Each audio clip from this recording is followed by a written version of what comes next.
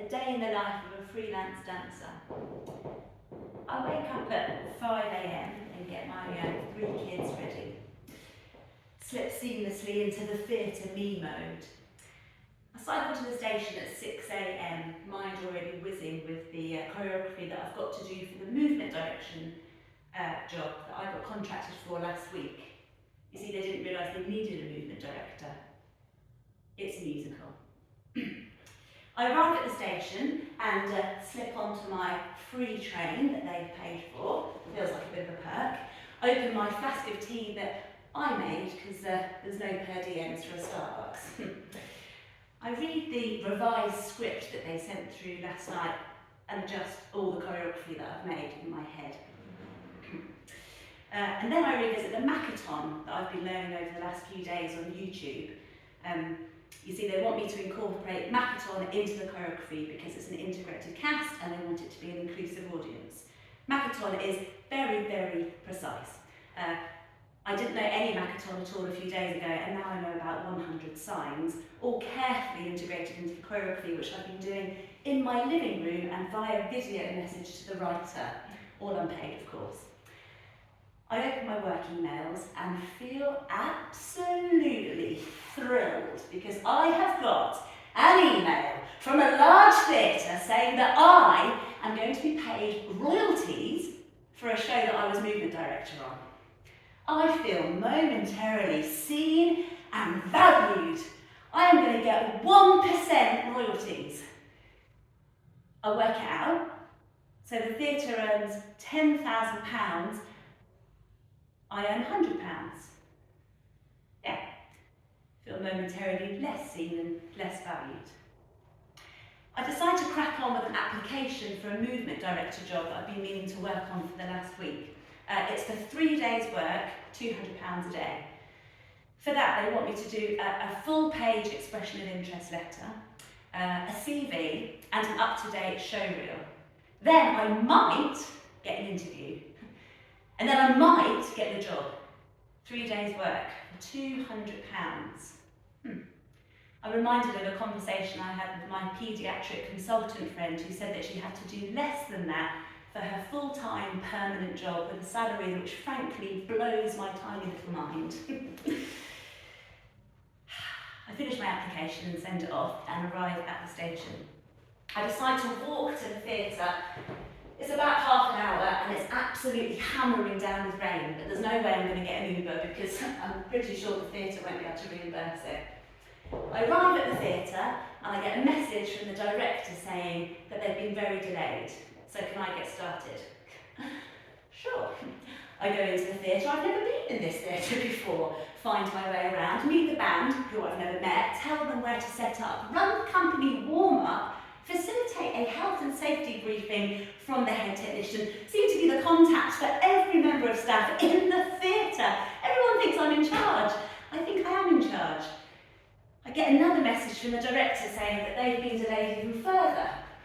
Okay, I decide to bosh on with the finale of the show. It's a big choreographed number, all of the Macathon involved. I'm working with the script, the band, the integrated cast. They're absolutely loving it. The scene is looking brilliant. It's actually now my favourite scene in the show. It's looking amazing. We're buzzing, we're loving it. Director turns up and we show them proudly what we've created. Equity says that the performers now need an hour lunch break, but the director asks me to have a working lunch so I can talk through what we've been doing.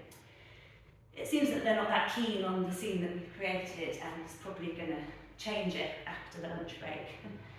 There's only 15 minutes left of the lunch break and, well, I find that the creative team rarely get breaks anyway. So I go back into the theatre and feel a little bit awkward as we move into the afternoon rehearsals.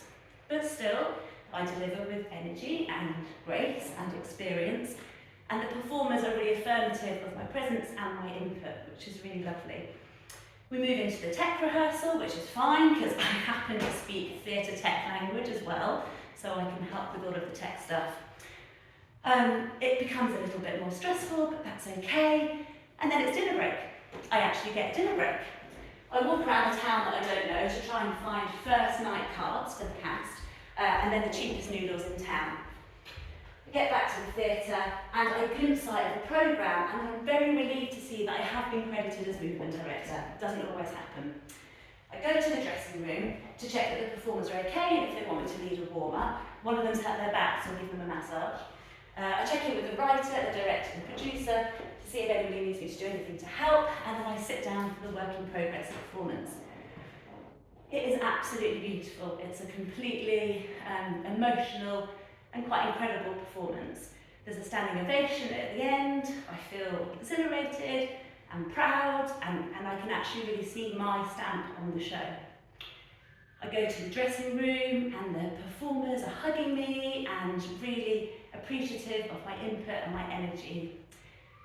I go to the bar, but you know, it's late and I've got to get a train, and I've got kids at home, and I just slip out without anybody really knowing who I am.